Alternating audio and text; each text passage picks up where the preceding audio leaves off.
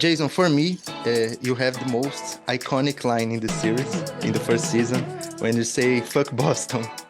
Can you repeat for us, please? Repeat after me. Fuck Boston. Fuck Boston. In Winning Time, you are kind of the villains. You felt this way? No, we're not. No, we're not. You don't feel this way? No, we're the heroes.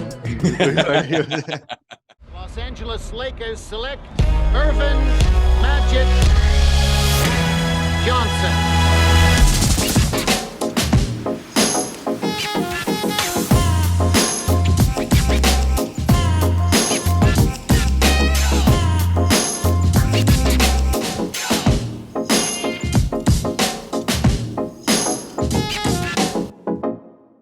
Hello, John. Hello, Hadley. My name is Victor, and I'm from Brazil. I work for ESPORTUDO, and it's an honor to speak with you too. Your character starts the show more shy, and we see her gaining confidence as the times pass by.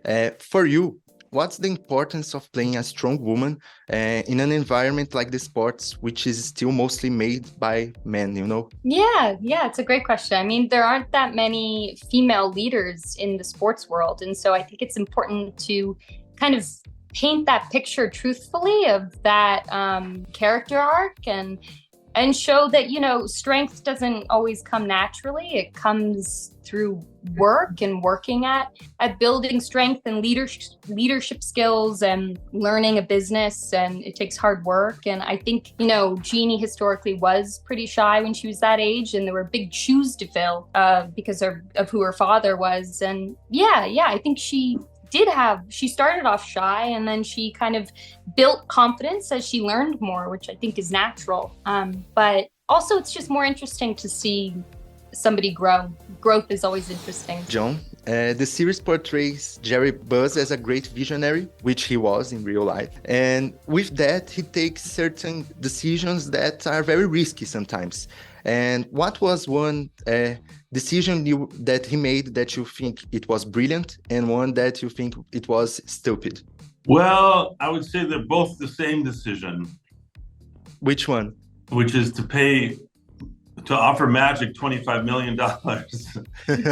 At the time that he did, it was absurd. You know, like it boggled the mind, you know, like, so as a business decision, especially with a guy who ended up getting injured and, you know, the struggles in that season, at the face of it was a terrible decision, you know, like, but Jerry's reasoning for it, I thought, was brilliant, which is like, he's like, I want people to have to come see this guy. Who is it that's getting $25 million? I've got to see this guy. You know, if he's worth that much, I've got to go to the game, which that actually worked.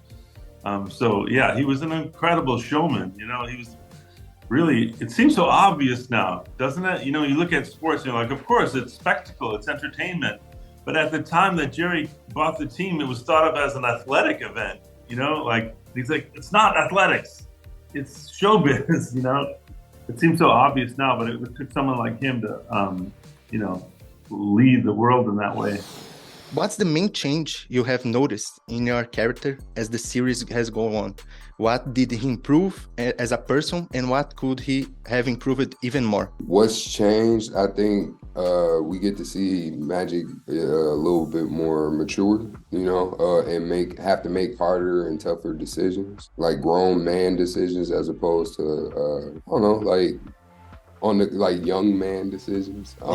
Yeah, I think just growing up, like, and facing these challenges of fatherhood and dealing with his coaches and the owner, and I think he probably could have been a little more tactful in the way that he approached some situations. But I think at that age, like, you're talking about a 20-year-old, 21-year-old, I think he did as best as he could in that situation. Pat Riley starts off the series being somewhat an underdog, you know, and he ends up gaining a lot of respect as the series goes on. And what do you think your character ends up teaching the audience when it comes to perseverance? And what was a determining factor in him being able to turn things around and become like who he became? Well, it's a wonderful transformation. It's largely what I signed up for. You know, I love this time in history and the Lakers, but I recognize the greatness in Pat Riley, and I think many of us do. And that journey is such an interesting story, to go from being a player to finding your way through odd jobs practically within the league, and then, you know, coming up as an assistant coach and transforming into a head coach and leading his teams to victory. And now look at him. But, you know, Pat has written wonderful books that are really actually very inspiring. And, you know, he's a man with great leadership skills and tenacity. We all need to recognize that the need to our ability to persevere and the need to persevere. You know, nothing is given to anyone, and that's a really remarkable thing to always be aware of. From a distance, it's very easy to see people who are more fortunate and say, you know, they've got it good, but they have current struggles, but have surmounted so many obstacles to get to that place. And I think season 2, Winning Time, really illustrates all of these challenges that these characters face, personally, professionally, all kinds of family drama and hardships that need to be overcome, and friendships and loyalty and camaraderie, humility. And so I think it's an epic journey, and Riley is right smack in the middle of that transformation. It's really exciting. I'm very honored and grateful that we got to delve into those aspects of the man that I wanted to represent. And, you know, we didn't quite reach in season 1, and it's really interesting to watch that arc kind of. We see Jerry West as a very intense person. How did you prepare to play a character as unique as him? You know, he's very passionate about basketball, but that kind of make him like a toxic person also. Yeah, well, he's at a very particular point in his life, you know, and we all, if you live passionately, and if you live, you're going to be confronted with intense difficulties to change, or intense difficulties or drops, you know. And Jerry's, you know, he thought, you know, what saved him was basketball, and he thought that was everything. And then he thought it was his ability, all he had was his ability to play. And then through his journey in basketball, right to where he is now, as a very old man at the end, that he has so much more to offer. And that's the journey Jerry's on. If passion is toxicity, well, so be it. But I mean, the man, you know, he cares so much about everything, and he can't help but to wear it on his sleeve, you know, and he's having some hard lessons along the way. Life's dealing in some hard things. You know, he made himself sick wanting to be, coaching, and then it not working. And then he's forced to let go, and he's forced to then evolve and change. And he's surrounded by an extraordinary group of people who facilitate and help him in that, you know, and he gets his new mentors along the way. Paul West had great success in his early career, right? But the series shows that this was not a constant. He had his difficulties. In the show, what do you believe was the main mistake he made that led him to have a kind of downfall? Well, I think, at least as presented in the show, this is a guy who got into a power battle with Magic Johnson. And I just don't think he could see what everyone else in the world could see, which is that Magic Johnson was going to win that battle. That the Lakers... You didn't expect that, right? Yeah, because I think that this was one of the first circumstances in sports, from what I understand, where the player won that battle. And it actually changed the paradigm of how these player-coach battles play out. Because normally if someone demanded a trade, they would get traded, and instead they got rid of the coach. So I just think that it was a combination of a blind spot and just the energy shifting around where the power lies in the player team dynamic. Yes. Jason, for me, you have the most iconic line in the series, in the first season, when you say, "Fuck Boston."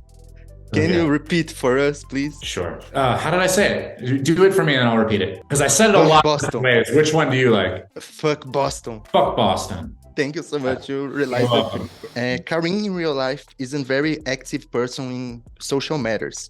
What has playing Kareem on the show taught you? And how do you think the character contributes to your evolution as an actor and as a person? Playing Kareem, I think what has it taught me? I think, first and foremost, before I took on this role, I thought I knew a lot about him. And then, you know, I'd read a lot of his books, etc. But, you know, kind of going back and reading the books again, watching his documentary, A Minority of One, you know, he's just, still waters run deep. I think that there's just a lot there. You know, what was interesting for me I was curious to learn about like the ecosystem that created Kareem. So learning about Harlem, learning about his time at UCLA, his time in Milwaukee, etc. I think he represents something really admirable in the human spirit, where it's this refusal to be boxed into like one dimension, right? It's an enormous presence physically. He's an incredible basketball player, but he's also willing to speak up for the oppressed. And I think that's incredibly important, right? It's somebody who doesn't forget where they came from, right? Also has empathy. And I think the biggest thing for me is just thinking about the fact that this organization, these men, they came together and were able to do this 5 times in the middle of, one of the most distracting cities in the world. And the fact that they were able to like hold it together long enough to win 5 championships, it's incredible. And I think it speaks volumes to just who they are as people.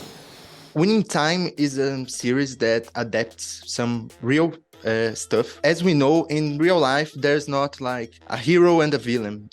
There are both sides. Every person has both sides.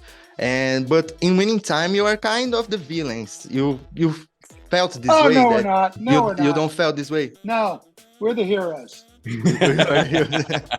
Yeah. No, because I thought, the series is more focused on the Lakers, right? And Lakers and Celtics are they hate each other, And I would like to know if you felt like you were the villains, while you were playing your roles. No, we're the heroes. Yeah. We were definitely the heroes in our own story. We were saving the Lakers from themselves by just putting... Hey, look, they feel like they need a television series to prove it. It's, we've entertained their delusion, and we've shown up. But what can we say? The Celtics rule, LA drools. We took over, so yeah. Well, and Michael Bird wasn't the only trash talker, by the way. So Red could do it too. Yeah.